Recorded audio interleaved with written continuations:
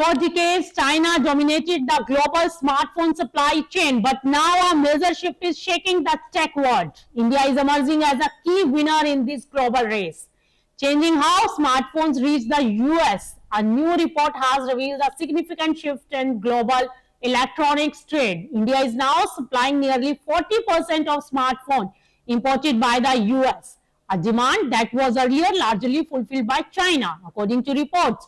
This marks a major restructuring of the global supply chain as companies and countries continue to diversify their manufacturing bases away from China.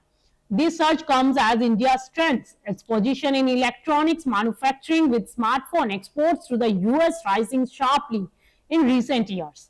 Experts say this change is not just about trade, it reflects a broader geopolitical and economic realignment, where production is moving closer to alternative hubs like India and Southeast Asia. The report also highlights that the US has been actively reducing its dependency on China, replacing a large share of imports worth billions of dollars, with India playing a major role in filling that gap.